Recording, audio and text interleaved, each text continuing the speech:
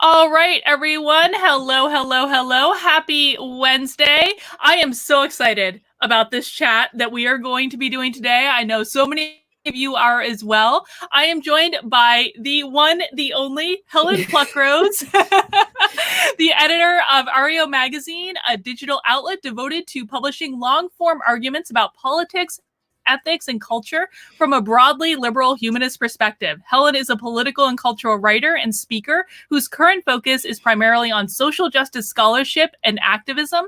Her book with James Lindsay, Cynical Theories, will be released in August. Helen, thank you so much for taking the time out to join me. We all really appreciate it.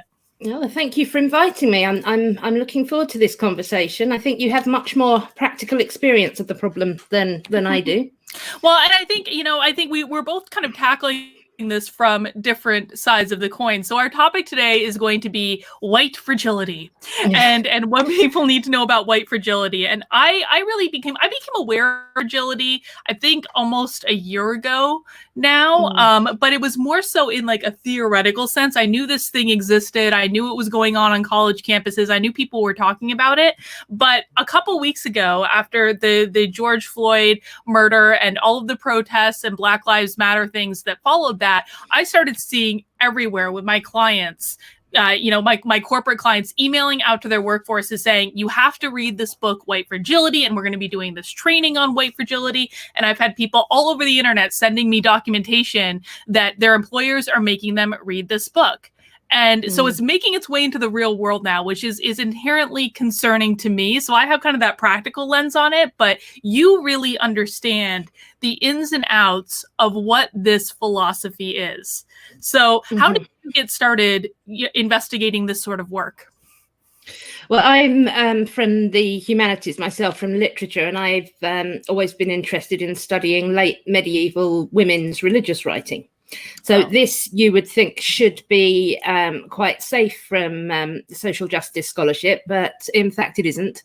So there's the whole sort of academic focus on postmodern ideas. There are only certain ways that you're allowed to look at things, and this is social constructivism. Everything is a construct of society, the way we talk about things. So anything anyone says is either supporting or dismantling systems of power in this way. So this affected me in my studies. I had difficulty addressing women's writing with any kind of recognition that biological reality exists. Everything has to be seen as a social construct. Then as a feminist, as I was at the time, a liberal feminist, I was getting a lot of trouble from intersectional feminists who were really very rooted in the social construction, in the postmodern understanding of sort of intersecting levels of oppressed identity. And so there wasn't the focus on consistent liberal principles, which for all of us, everybody is a human being, men and women, we should all have access to the same things. We're seeing a very theoretical approach, and as I pushed back on this, I was increasingly told I wasn't a feminist. I was told I was racist. I was told I was sexist, and I haven't given up on gender equality at all, but I don't think there's a place for me in the current feminist movement. Nor can I do rigorous scholarly work on women's experiences in the late medieval or early modern period until we are actually allowed to use liberal principles to look at reality empirically and biologically. So that was the way I came into this. And when you say liberal principles, I just want to make sure that we're clear, just so everyone understands, what do you mean by that? Right. Yes, I'm glad you said that, because I know probably most people are watching are American, and there's a tendency to equate liberal with left in America, right, just as there's a tendency to equate liberal with right in Australia. I'm British, and we tend to still use it in a philosophical sense of equal opportunities, freedom of speech, freedom of belief, and sort of making a level playing field for people. So the liberal approach to things is one that is very much criticized by social justice activists because they say it's colorblind, which it is. We try not to see any social significance in color. It supports the individual, which they do not believe is a meaningful thing. They believe people are constructs of their identity and their position in society. We believe in meritocracy, which is not the same as believing we've already achieved it, but believing that people should be judged on their abilities and their character. So this is the liberal approach, which has often been under attack from conservatives, but is right now most under attack from social justice activists. Mm-hmm.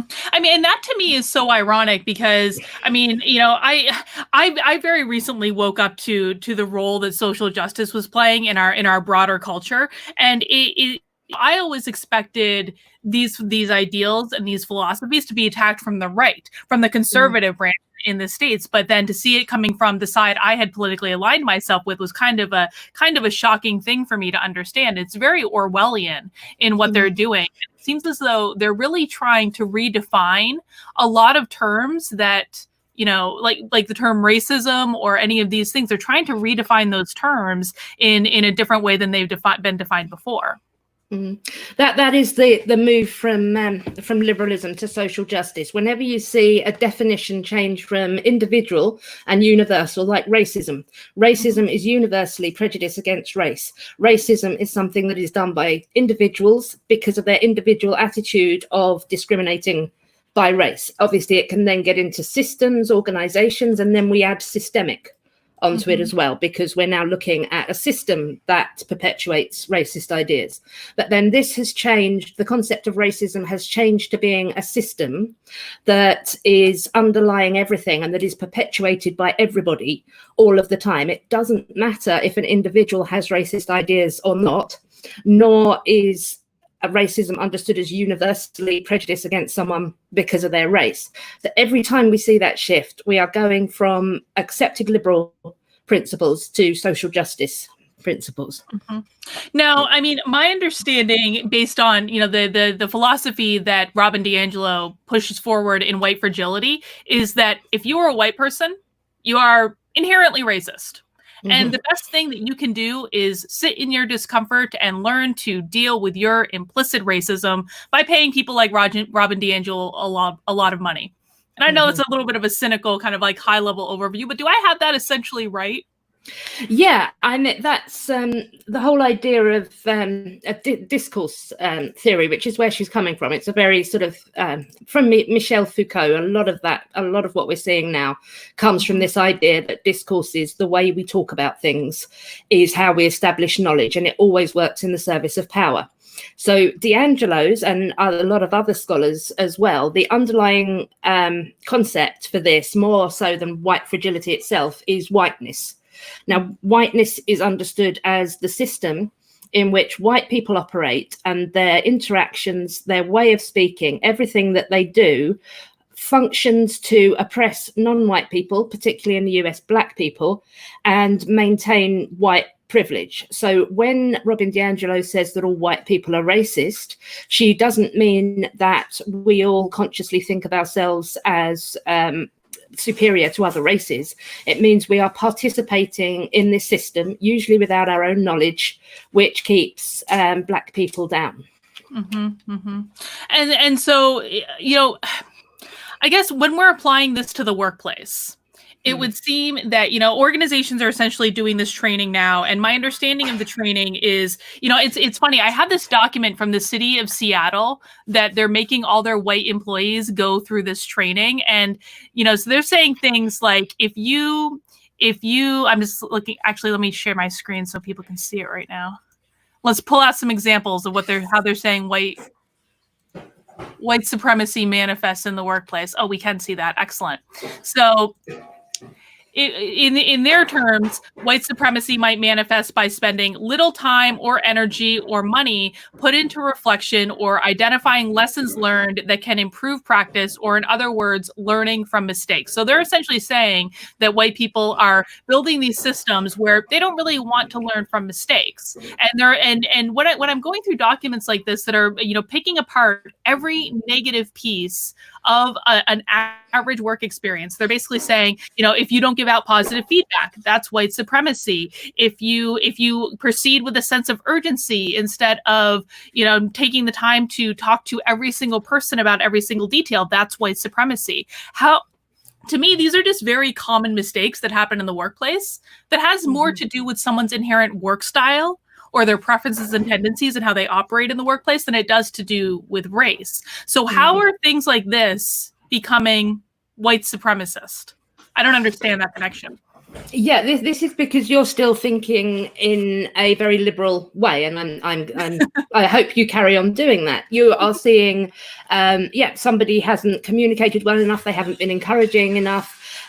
This is an individual failing, but because within the whole concept of whiteness, we have to see things in terms of power structures. This then becomes a systemic problem in which non-white people are more affected by white people doing these kind of behaviors, and the white people are, whether they know it or not, motivated by racist assumptions in order to exhibit those kind of behaviors.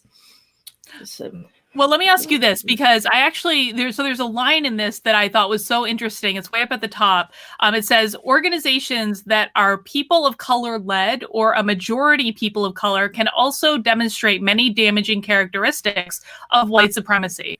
So how is it possible? Let's just say we have an organization that is almost entirely people of color. How is it possible in this philosophy for them to also be white supremacist? Because that's the understanding of whiteness, where whiteness differs from white people as it is a system. So although D'Angelo and a lot of the anti-racists, the critical race scholars are postmodern, this does have probably easiest to understand in terms of the Marxist concept of false consciousness, which has been kind of have taken on and adapted and actually inverted. So whereas the Marxists with false consciousness would believe that the working class had bought into a lot of ideas which had failed, which had caused them to fail to realize that they were oppressed. And so Marxist philosophy was needed in order for them to understand this and push back at the oppression. So the next generation have taken this idea, and sometimes it is still applied to marginalized groups. So we've got this concept now of discourses, whereas with the Marxists, it was ideology. You've bought into an ideology and you need to see it. Now it's discourses, ways of talking about things. So Black people are sort of, if they're living in a white majority society, they can be socialized into operating in a white way. And where this gets really, really racist is when there's the suggestion that things like science and reason are white ways of knowing. And when racial minorities engage in these, they are taking on whiteness. They have other authentic ways of knowing.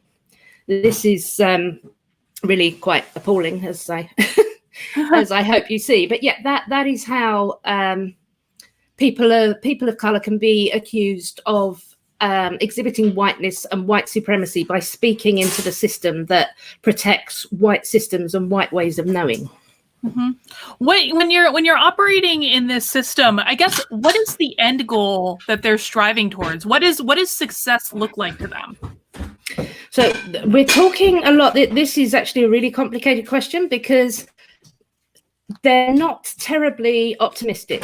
The idea, you will see a lot of talk about dismantling white supremacy or detoxifying your masculinity. So we're still talking about breaking things down. They want to diminish ideas and discourses seen as belonging to dominant people and prioritize discourses seen as belonging to marginalized people, because they believe that the ways we talk about things construct social reality. If we have more Black, female, trans ways of talking about things, then society will become more just. Of course, to accept that, you have to believe there are Black, female, and trans ways of talking about things, which concerns a lot of liberals and conservatives, that this is actually rather stereotyping and constraining of groups. Yeah.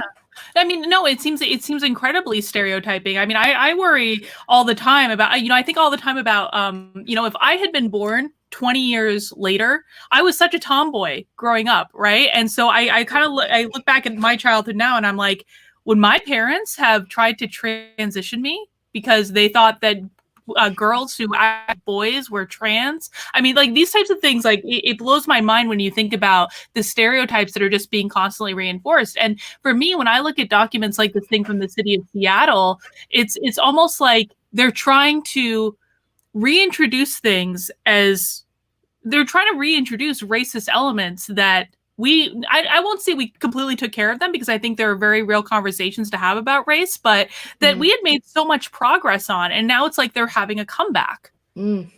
Yeah, and this is how in our book we've described it in relation to post-colonial theories. So you've got the three attitudes. You've got the colonialist attitude, the liberal attitude, and the post-colonialist attitude.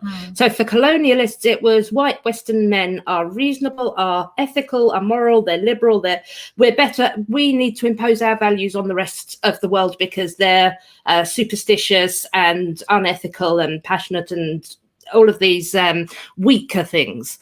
Then you've got the liberal side, which says everybody can be reasonable, everybody can do science, everyone can do liberalism, people vary as individuals, everybody needs access to everything.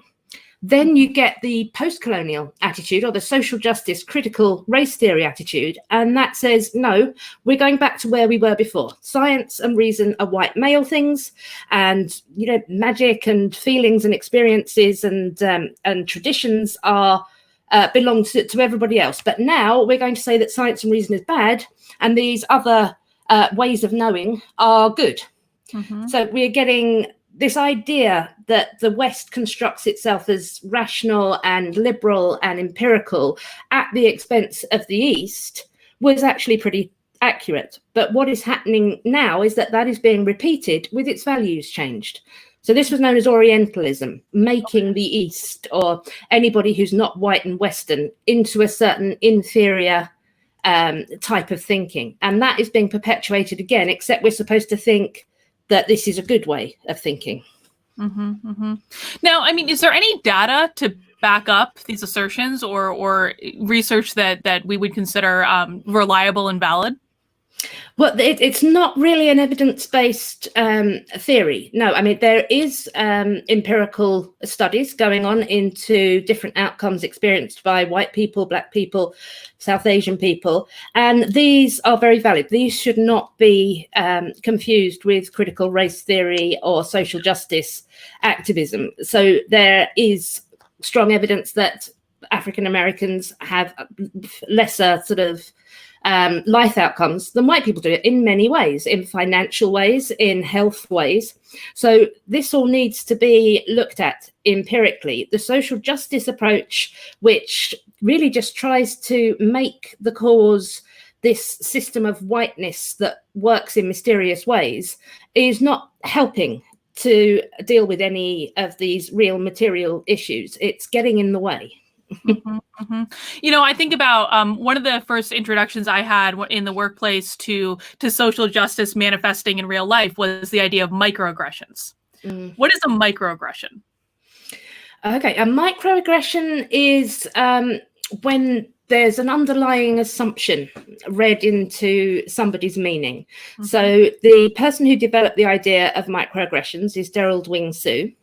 And the example he gave is when he and an African-American colleague were on a plane, and the air hostess came and asked them to move somewhere else because they needed to balance out the plane. Now, he replied that he thought he and his colleague had been asked to move because they were not white, and that this was a racist microaggression. Now, the air hostess replied that wasn't it at all, that there's certain rules about rebalancing, and she'd asked them for reasons that had nothing to do with their race. And Wing Sue replied that it's irrelevant what her intentions were. It was experienced by him as racial, and so this was a microaggression. So we see things, anything at all that somebody can read as racist or sexist, but most commonly racist, is a microaggression. So one of the common examples of the most ludicrous examples that gets given is complimenting a Black speaker on her eloquence. Now, your intention in doing that could be envy and admiration. I wish I could speak as well as you. You just really moved me with what you said. But the reading is black people aren't eloquent. So I'm really surprised you just formed sentences. So that's just such a deeply uncharitable reading of the situation, which is going to harm the individual making these assumptions more than anybody else. But that's a microaggression. Yeah. And how I've seen it manifest in the workplace is, if someone forgets to CC a black colleague on an email, that's a microaggression. If someone forgets to invite someone to a meeting that maybe has to do with their job, maybe doesn't have to do with their job, but the person feels they should have been invited to the meeting, that is reported to HR as a microaggression. There's also one I actually had with one of my clients where the day after Donald Trump got elected, or like shortly after Donald Trump got elected in the States, he was feeling very oppressed because his boss wouldn't let him take a week off to manage his grief over the election. That was a microaggression. And so, we're seeing nonsense like this pop over and over and over again. And to my utter shock, HR offices are like, yes, you have actually been microaggressed against because someone forgot to CC you on an email. And we're going to bring people in to train everyone about their inherent microaggressions. Yeah, I think that the very best book for this is The Coddling of the American Mind by Lukianoff and Haidt. So as you obviously know, they look at it as a kind of reverse cognitive behavioral therapy. So whereas cognitive behavioral therapy trains people not to read everything negatively, not to catastrophize things, a sort of everyday situation would be a friend hasn't called you for a couple of days, maybe she doesn't like me anymore. No, stop that thought. Maybe she's busy. Give her a bit more time. Don't read the most negative interpretation into everything. But with this whole sort of concept of microaggressions and experience impact being more important than intention, that reverses that. If you read something negative into whatever is said, and if you do it with a racial or gendered lens, then you're to honor those feelings. You're then to keep collecting microaggression on top of microaggression until you've built up this idea that all of society, everybody you work with and everything you do is actually stacked against you because of how you have been encouraged to interpret the situation. That's not to say that there is no validity in the idea of a microaggression. I found there was a video from Ireland in which several Black and Asian Irish people were saying that it was upsetting to them that they were so often asked where they were really from and told that they didn't look Irish. And if you are an Irish person and this is your home and you've always been here, and then people are saying to you, but you don't look Irish, you're not really Irish, obviously that is going to have an effect on you. There's nothing wrong with saying to people, can you think about not doing that because you make me feel like I shouldn't be here? But yeah. And I actually had a similar conversation with one of my supporters the other day, and he's Asian, and he was telling me, Carlin, every single time I meet a new person, they ask me where I'm from, and I'm like, I'm from New York, and so like things like that. I can, what I really struggle with, Helen, is a lot of this stuff has nuggets of truth to it. And so you could say, absolutely, so like people should not assume that you are not from this country simply because you're Asian. Or I've heard of, Black women getting comments about their hair all the time. I'm like, don't do that. That's not cool. Or the instance like you said. And so there are nuggets of truth to it, but it's almost as though those nuggets get taken and expanded upon in really kind of dangerous, non-productive ways. Yeah, precisely. I mean, you as a psychologist, I'm sure will know that there are positive and negative ways to react to something that you find hurtful. There should be a process of thinking that what could be the intention of this? Is this something I need to address? Yes, it is. So how do I go about addressing that what this person keeps saying is upsetting me without seeming to overreact? How do I get them to know it's important and communicate effectively? So that is the big worry with almost everything to do with social justice scholarship and activism, is that it's taking real issues, things that need to be addressed, then kind of turning it upside down and addressing it backwards in the way least likely to make anything better. Mm-hmm. And it just seems as though no one wants to teach, and you know, I'm going to call them kids. I know I shouldn't, but to me, they're kids. A lot of this stuff I see manifesting in younger professionals who have not been in the workforce for that long. And it seems as though no one wants to sit them down and tell them, you have more control over how you're perceiving the situation than you think you do. You have the choice to perceive this comment in the worst possible way, or you could perceive it as you said, using the cognitive behavioral approach, just something that someone made a mistake, or maybe they need a little bit more time to respond to that email that you sent them 20 minutes ago, or things like that. And there seems to be a real reticence to have these conversations with people to say, you have a role to play in this as well. I think there is that. I think the response to that would be that if you as a white person were to tell a black person that they didn't have to interpret the compliment about their speaking abilities as a racial microaggression, you would be accused of gaslighting them, because the whole idea of experiential knowledge, of knowledge attached to identity, means that you can't speak. You have to stay in your lane. We're hearing stay in your lane a lot now.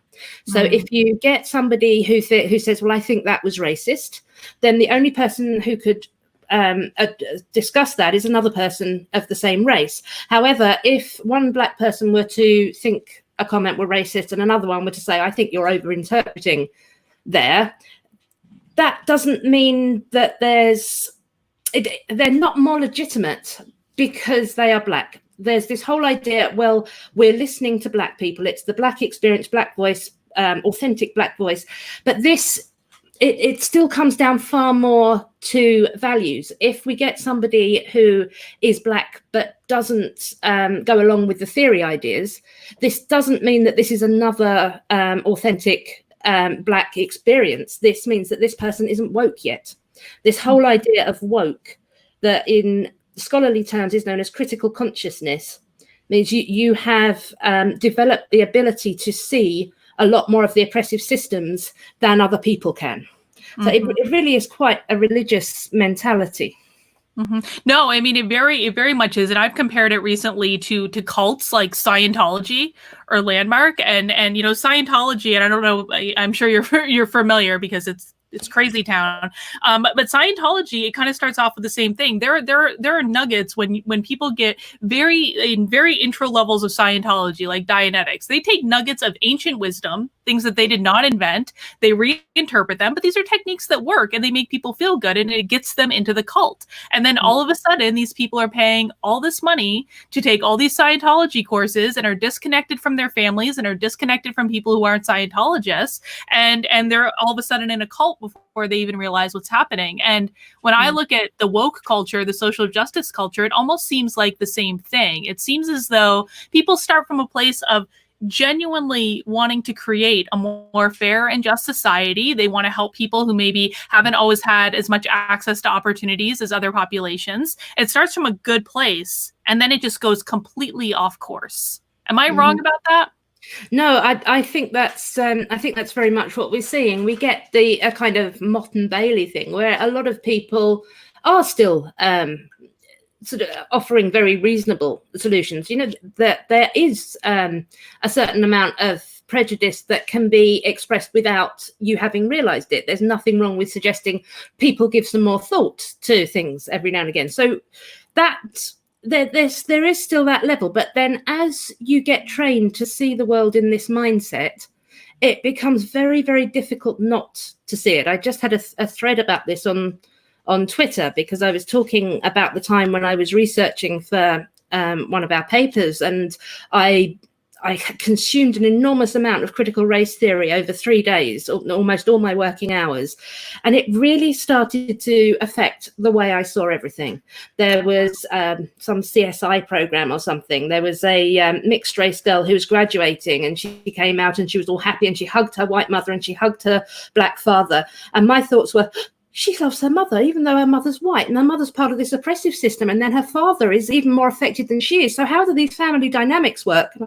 What is wrong with you? This is not a healthy way to be thinking about things. And if that can happen to someone like me who has spent a significant number of years trying to break down and understand this system, what's it going to do to an 18-year-old who already isn't completely sure of her place in the world, who is going to university. It's really a recipe for psychological abuse. It really is. I mean, and then we can add into the fact that the logic and ration function of people's brains are not really fully developed until they're in their early to mid 20s. So we're putting kids in these educational systems at 18 years old and feeding them all this stuff, and they don't have the logic, reason functions of their brain that you and I have to be able to critically stand back and dissect it and say, is this true? Does this ring true for me based on how I logically perceive the world? And we have these college professors that are doing it, that are supposed to be teaching them, that are supposed to be guiding them and showing them how to think. Yeah, I think we're seeing, so that, I mean, it's been over 50 years now that these ideas have been developing.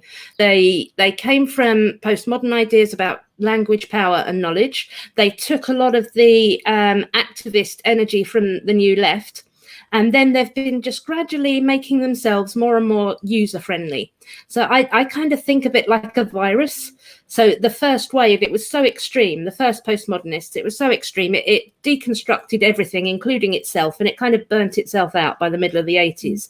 Then towards the end of the 80s, you see the rise of the queer theorists, the intersectional feminists, the critical race theorists, and they have taken these ideas but made them usable. We're no longer just taking everything apart. We're accepting systems of oppression as an objective reality, and we're now reading things through them and trying to remake society.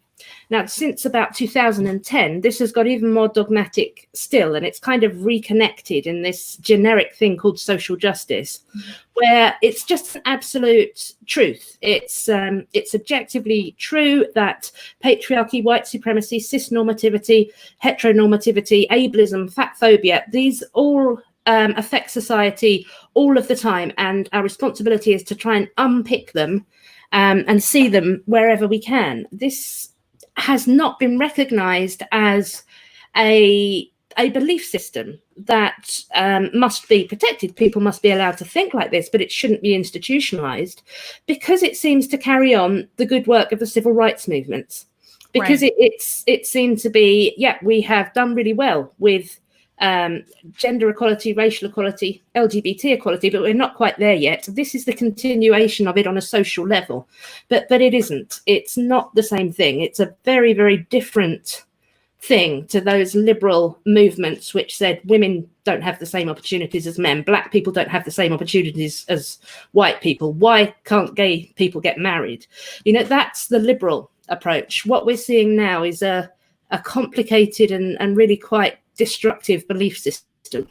Well, let's talk about that a little bit, because I've often thought that one of the reasons that this is taking such hold is almost that, you know, I won't say fixed, but we had made so much progress on so many of the big civil rights questions. We made so much progress on race. We made so much progress on LGBT rights. We made so much progress, even for trans people. Again, it's not perfect. There's still work to do, but there weren't any really big civil rights battles left to fight in terms of people essentially having pretty similar access to opportunity, no matter who they were or how they presented or who they loved or any of that. And I always thought that people kind of latched onto this because you look back at the civil rights battles, and when you're younger, that's almost an exciting thing to be a part of. You're fighting for the good of humanity. It makes you feel good about who you are, about what you're contributing to society. You are a good person for doing it. And they didn't really have anything like that.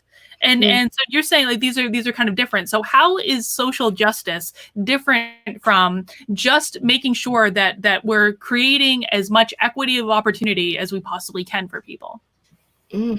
Yeah, the difference, again, it comes from the way of seeing things in identity politics versus universal liberalism. So Martin Luther King's, the gay pride, liberal feminists, they convinced people by saying, we want the same access to things that you have. You know, Martin Luther King said, I have 4 little children. I want them to have a future. People can understand this. People can be sympathetic to the idea that there is an injustice and that it needs remedying, because it's a universal thing. Then in the late 80s, the argument most explicitly set out by Kimberlé Crenshaw in her foundational essays on intersectionality said, no, this is too universalist. What you're trying to do is take the social significance out of racial identity, out of gender identity. And that is what liberalism does. Liberalism wants people to not to make assumptions based on identity. I don't want to think, well, my doctor will be a man and my nurse will be a woman. My accountant will be white, my gardener will be Mexican. See, this is the social significance. So liberalism wanted to take that out. But the intersectional theorists, the queer theorists, they saw this as too limited. They saw power in taking on an identity and arguing from it. So Crenshaw very explicitly said, look at the difference between I am a person who happens to be black, which was the sort of Martin Luther King liberal approach, and I am black, where black is the defining identity, the center of power. So she argued that identity politics in this sense gave people much more power to address their problems and to push back. Now, I think, and a lot of people think, this was the fatal error, because what we're doing now, rather than calling on people's humanity's best emotions, their sense of fairness, their sense of empathy, we're now calling up their tribalism, because we're seeing black people as a certain group that is different to white people. White people are the oppressors, black people are the oppressed, even though there is significant evidence that this was the case very recently and racist attitudes haven't gone away. It's not a psychologically greatest idea to set up this one essence of an individual and another and put them as opposed. Mm-hmm. Yeah, well, and when I think about it in organizations, a lot of the work I do is around building resiliency in teams and in working groups, and making sure people are coming together to form cohesive units, making sure we're putting things in place to help them build trust, build psychological safety, know that they can be open with each other, share ideas, know that they're safe to fail around each other, and that the team is going to be there to pick them up. When I think about a team, maybe let's say we've got a team that's like, 50% white, 50% people of color, just for argument's sake. And half of that team goes to a training to learn about how they are inherently racist because they're white. And the other half of the team goes to a training to learn about how they are oppressed and will always be oppressed because they are not white. That to me is incredibly detrimental to building a cohesive team. It seems like it almost would destroy any hope of building trust, real lasting trust across that team. It seems to me it would impact communication on the team, so that white people can't say certain things to people of color and vice versa, or they feel very trepidatious about having those conversations. They're worried about saying the wrong thing potentially, because that's a very big thing with social justice, is you have to say words in exactly the right way, otherwise you're going to get in trouble. What do you think are some of the detrimental effects of instilling this philosophy? I think it kind of triggers the worst of our sort of instincts of reciprocity. So this is something that we hold really, really strongly. I treat you the way I want to be treated. You treat me the way you want to be treated. And this is seen even in the other great apes, even in the other primates. They have a sense of fairness and sharing and treating each other as they would like to be treated. I don't know if you've seen the Franz de Waal. If you haven't seen Franz de Waal, Google him and fairness and monkeys and see what happens when you try to feed one monkey a grape and another a bit of cucumber for the same job. We've got I think I have seen this actually. So we have this sense, and then you can appeal to the best of this when you say, come on, you've got kids, you want the best for them as well, don't you? You want to get into these jobs, so do I. That is what's going to work. If you're actually saying you are an oppressor, you are white, you have this privilege, you're supporting white supremacy, they might not mean. Robin DiAngelo will tell us over and over again that this does not mean you are immoral. It doesn't mean you're a bad person. But thankfully, most people now do think that racism makes you a bad person.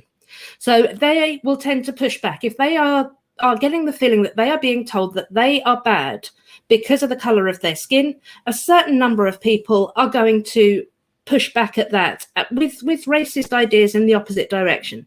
You'd like to think that we'd all be really, really noble and say, nope, I think you're wrong and unethical there, but I maintain my complete commitment to racial equality.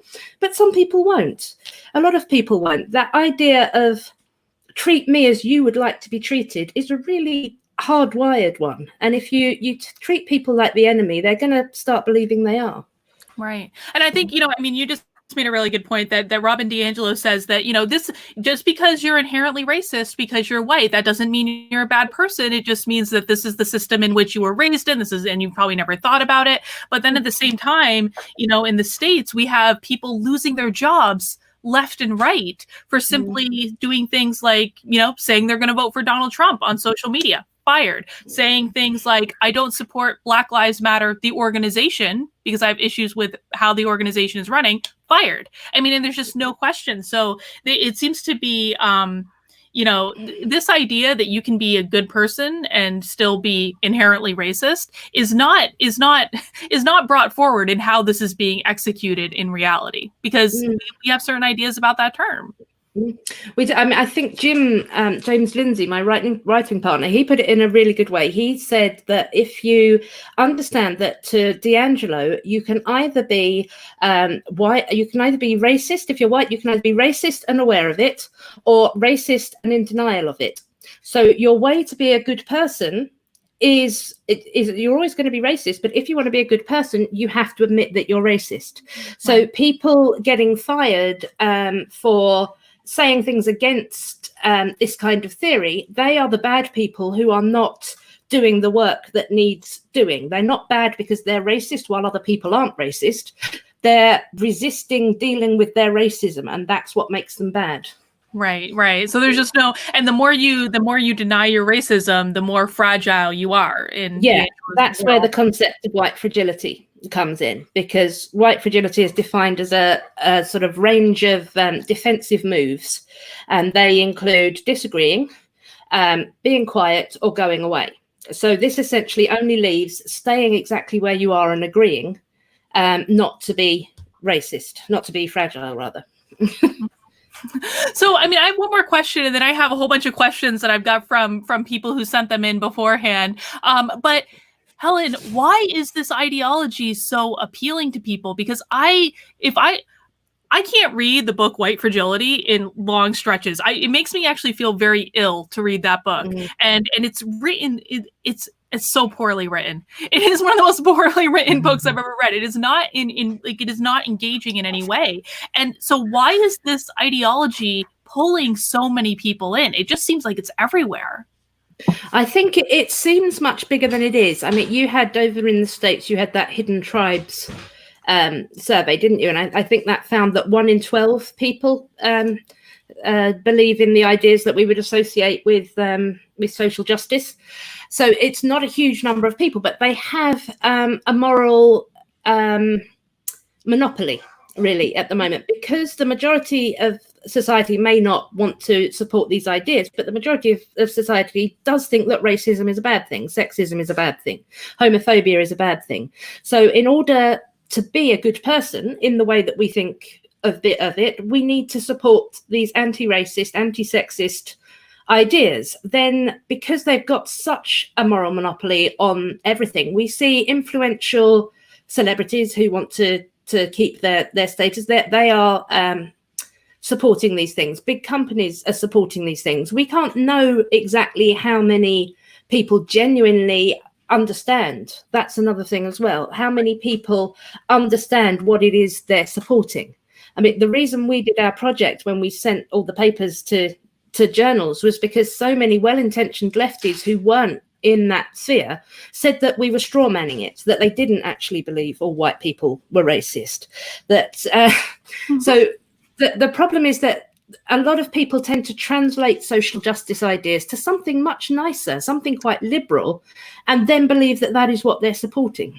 Yeah, and that actually happened with me. I have a friend of mine. She's the CEO of a company, really, good, smart person. And she started posting about the book White Fragility and how she was going to have her whole company read the book and do the training, I think 2 days after George Floyd died. And I said to her, I was like, you understand what this book says. This book says that you are a racist and that you will always be racist. She said, no, Carlin, that's not what it says. And I want you to know that I don't think you're a racist for pushing back. I'm like, well, it's fine. You don't think I'm a racist. That's great. But the author of the book that you're going to make your entire company learn flat out says that you are a racist. So I agree with you. I don't think they really understand. They haven't put two and two together. Yeah. And go ahead. No, that's it. So, and that actually leads it right into one of the first questions we had, which was from Lyndon Brooke in my locals community. And she asks, is the whole world right now arguing about a definition, about a difference in the definition of racism? When I think of racism, I think of something willfully destructive and judgmental rather than inherently existing.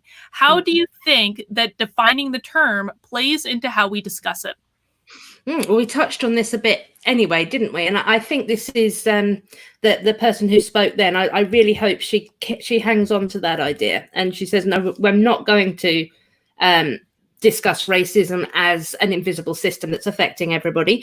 It's an individual or group or an attitude which sees one race as inferior to another. That is what we need to look at if we want to push back. If everybody is racist, nobody is racist.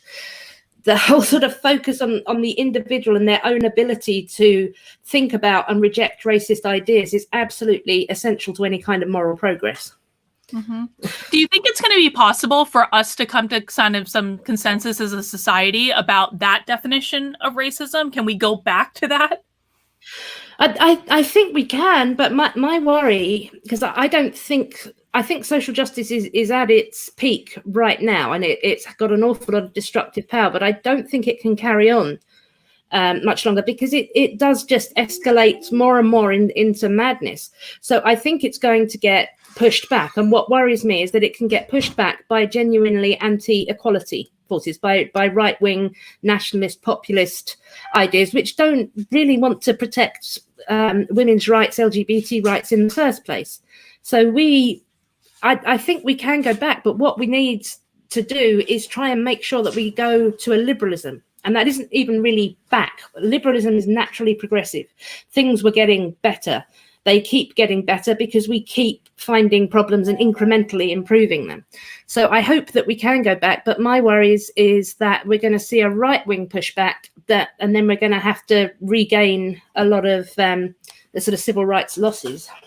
I agree with that, because I mean, everything I see life is it's all about balance. If we go so far in one direction, inevitably something's going to pop up on the other side to try to balance that out. And I know that, for just speaking personally for myself, the more that social justice has made its way into my life, the more hardline and conservative I've gotten. And I'm like, no, I'm not giving an inch to these people, because the minute you give them an inch, they take a mile. And that goes against every part of my natural inclination, because I'm always about, and I teach this in workplaces, is to find compromise, find some sort of, like, you give up a little and they give up a little and you meet in the middle. And that's how you build working relationships. And that's how everyone can move forward productively.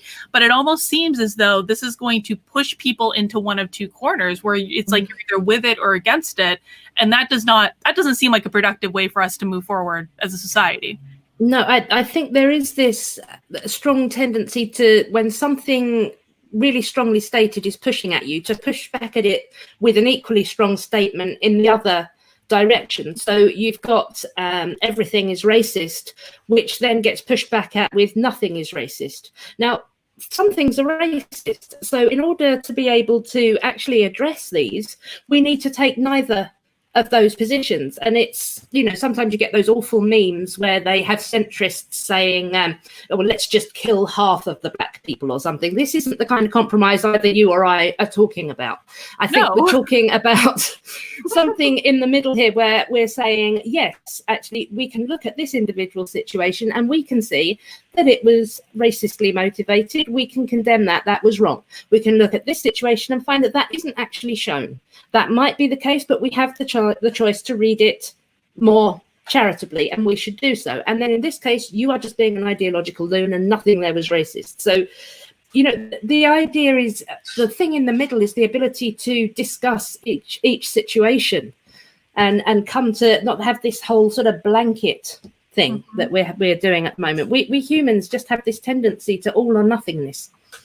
You know, it's funny because this reminds me of something that actually happened to me several weeks ago. So I'm running this kind of weekly virtual coaching program for managers that were dealing with moving their teams to a virtual environment. And then we started talking about how do you move them back into the office and help them feel safe getting back to the office so they can be productive and all that. And this program was going fine.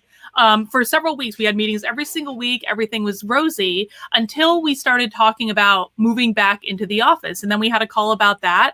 And in the middle of the call, someone pipes up and says, Carlin, well, I just don't know why you're not talking about diversity and inclusion. And this is a very white supremacist call into this idea that people have to go back into the office for work. That's white supremacy.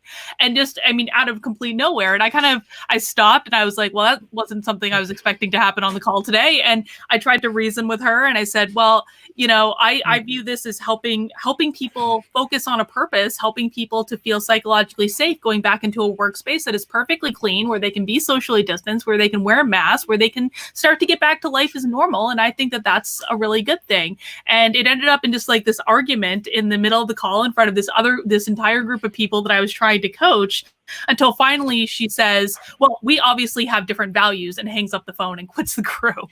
I was like, okay, that seems productive.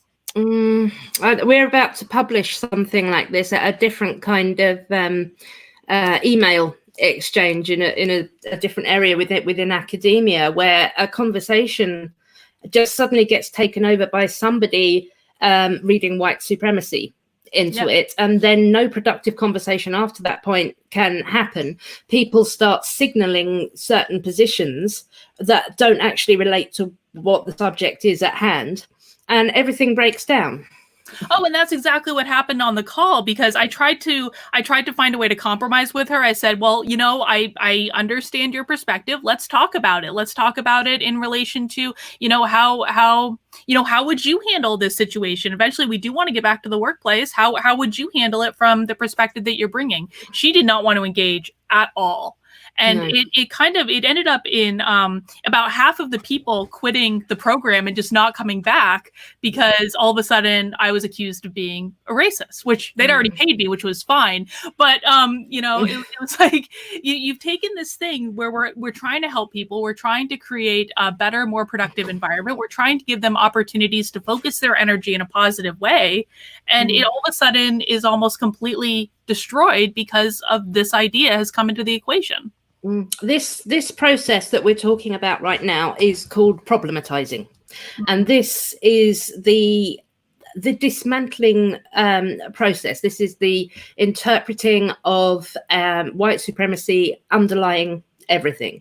So I think when we get into this situation where somebody is motivated to problematize, it really doesn't matter what the subject under discussion will be. They are reading it through that lens. They are taking, like, one of the tenets of critical race theory, as set out by a team of theorists, including Robin DiAngelo, is the question is not did racism take place, but how did racism manifest in this situation?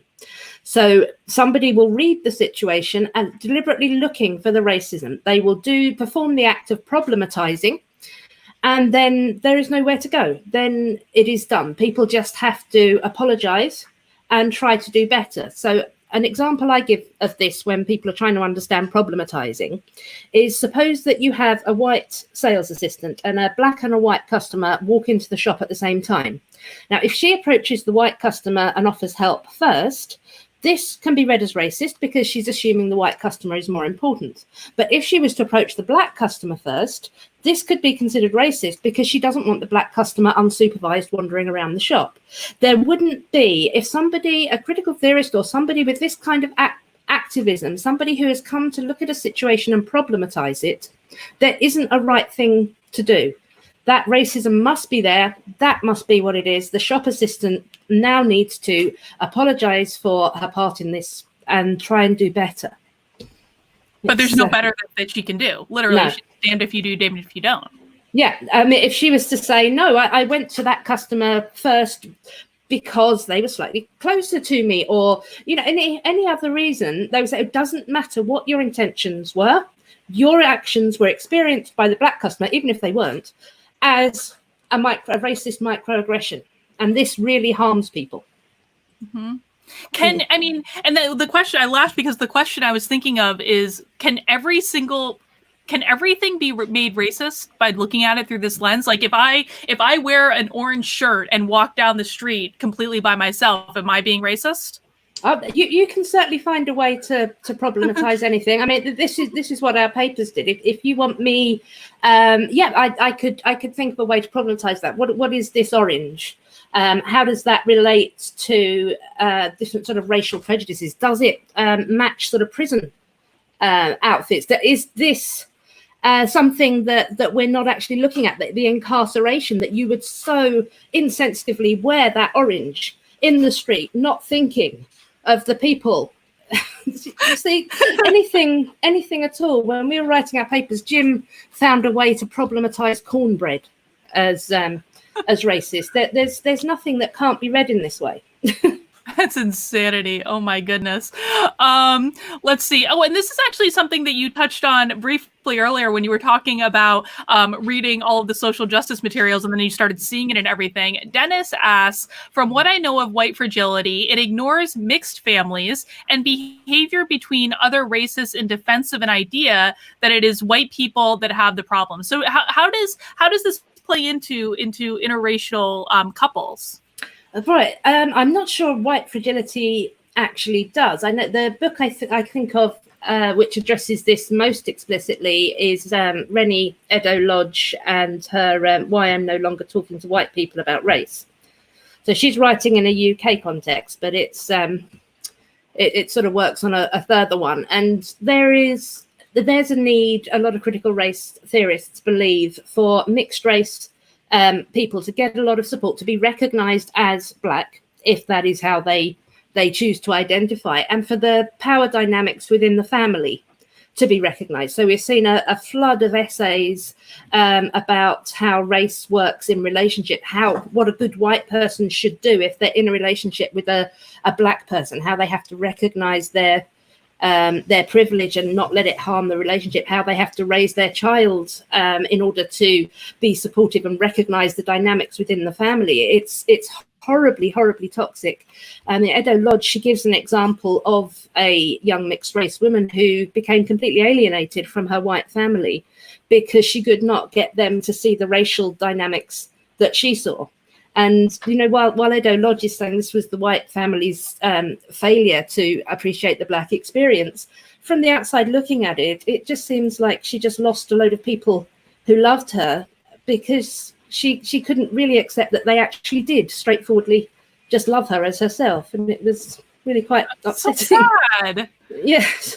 Oh my God. Well, and that brings up, you know, something for me that I'm very concerned about is, you know, so many people struggle with confidence. I mean, it is statistically like 80% of people struggle with confidence and empowering themselves. That tends to be about 10% higher for women than it is for men, but men still struggle with it too. And when I think of programs like this, it almost seems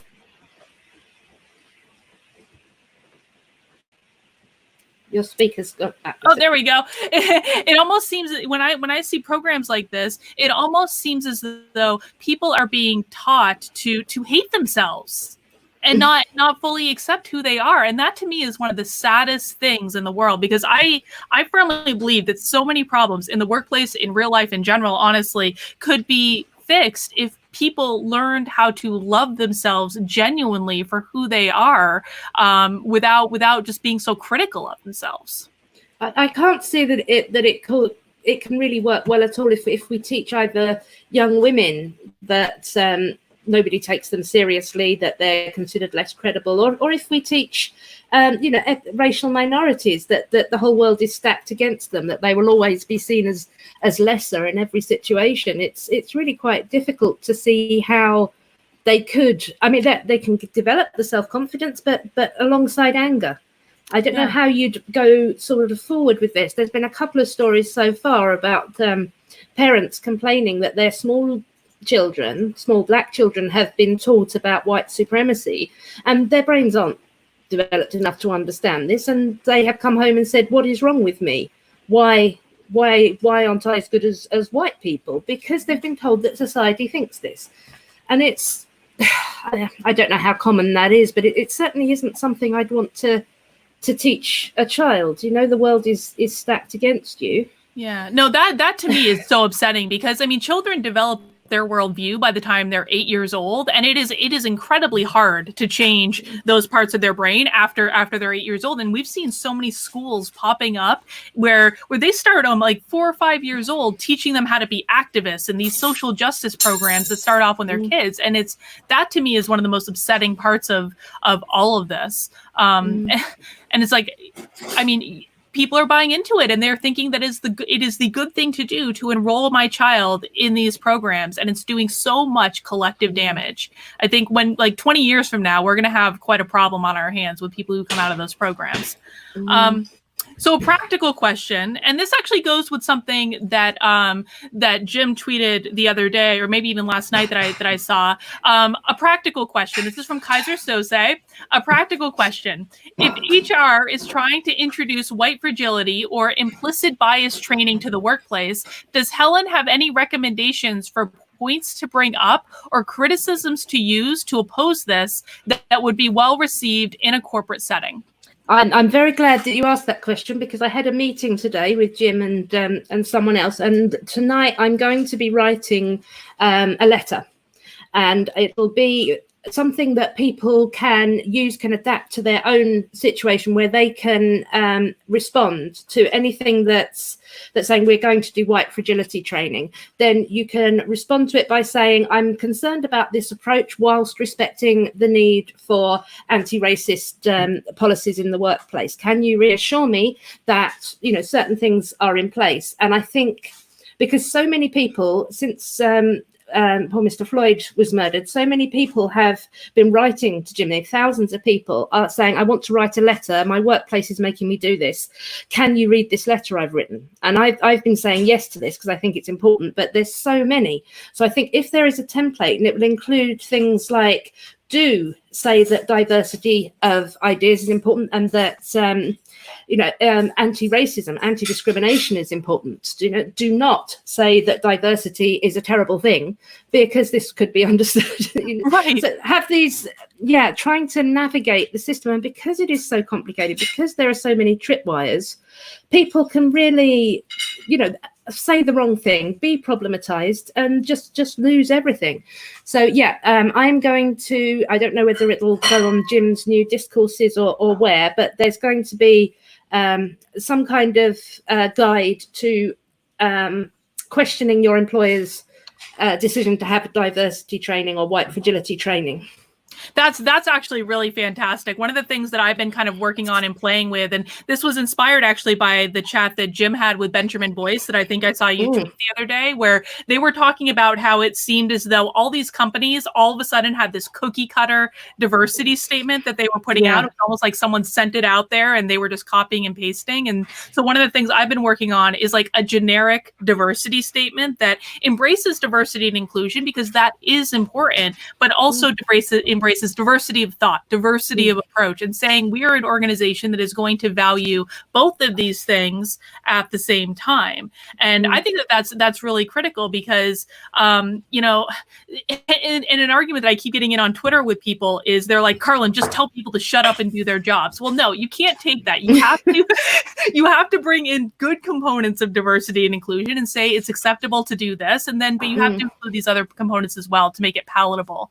If you accept a diversity of ideas, but you've still got principles. This is the thing. If your workplace has a firm rule, there is no discrimination on the grounds of race. It should not then decide what conception of the world you have that leads you to not discriminating. You could be a universal liberal like me. You could believe in social justice systems of power. You could be a conservative Christian who thinks we're all children of God. As long as you have got to the thing where racism is bad and you commit not to doing it, nobody should police your thought processes as to how you arrived here. Exactly. That's the position I'm taking in this as well. All right, we got a couple more questions, and they're kind of fun ones to end this out on. Mac Tun asks, my question is, can she challenge Robin DiAngelo to a fist fight? I don't think that's productive, but Maybe a dream. I'd love to challenge her to a verbal fight, but she doesn't tend to accept them. No, she doesn't at all. And then our last question is from Broken Umbrella, and they say, I'm going to throw in a less serious question. What do I do if my preferred tea company is bending the knee to this nonsense? Well, the first thing you don't do is stop drinking your tea. Obviously, tea remains extremely important part of the experience. But yeah, no, I have I've seen some of this. I think it was Yorkshire tea, wasn't it? That yeah. So I think, you know, I'm going to criticize this kind of stuff on social media, but we essentially need the culture to change, and then the big corporations trying to sell things to people will hopefully change with it. I hope so. And I don't begrudge any of the corporations for releasing these diversity statements. I think it's kind of like the path of least resistance. And I don't think people should kind of throw the baby out with the bathwater. Take the good and you know, enjoy that, and understand that a lot of corporations are between a rock and a hard place with this stuff, because they're really going to have to hear about it and deal with a lot more problems if they don't just release the diversity statement and have that be that.